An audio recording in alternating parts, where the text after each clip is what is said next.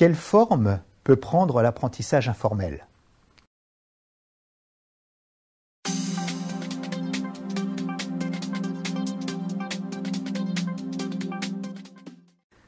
Ce qui nous vient à l'esprit en premier lieu, c'est le social learning, car en effet, il semble être l'approche la plus adaptée et la plus agile pour répondre à l'accélération des besoins en formation et en nouvelles compétences opérationnelles.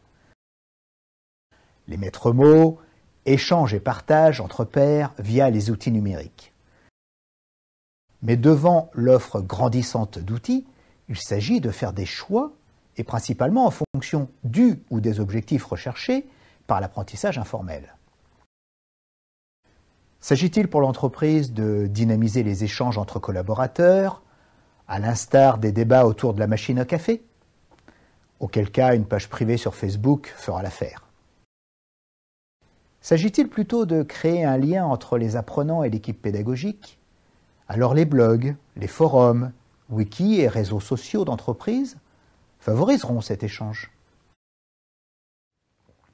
Puis, à la frontière entre la formation informelle et la formation formelle, nous trouvons les SPOC et autres COOC qui donnent accès au savoir, qui mobilisent la posture active des apprenants, tout en répondant aux problématiques de gestion du temps de concentration et de mobilité. Le formateur, plus que jamais, est un facilitateur dont le rôle est d'accompagner les apprenants à trouver un parcours pédagogique qui corresponde le mieux à leurs souhaits. Mais attention, mettre en place les outils numériques ne suffit pas à déclencher le social learning. Il doit être accompagné, animé et maintenu par des animateurs. C'est ainsi qu'il convient d'avoir une réflexion autour du rôle du formateur. Dans tous les cas, le social learning répond à l'apprenant quels que soient ses critères de motivation.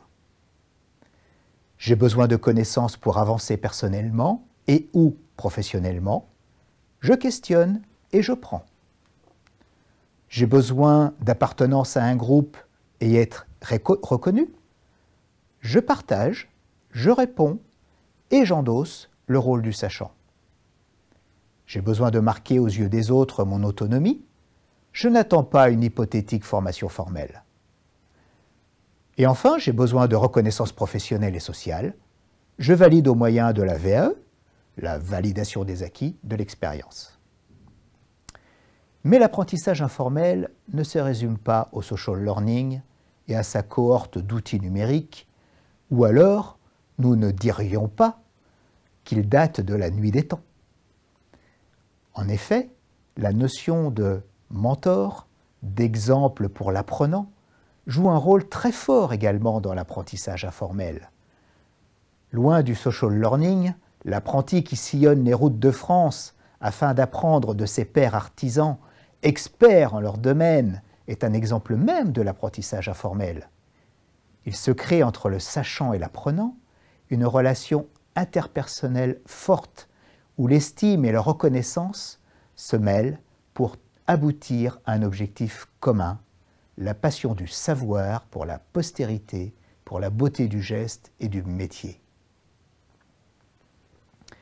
Mais l'apprentissage informel n'est pas toujours implicite, c'est-à-dire qu'il n'est pas toujours le fruit de l'attention et de l'intention d'apprendre, tel que nous venons de le décrire. Il peut aussi être tout à fait fortuit, non intentionnellement recherché, tout simplement coproduit d'une autre activité, ce qui n'enlève rien à son pouvoir d'apprentissage. Car nous savons que l'effet de surprise crée de la dopamine bénéfique à la mémorisation.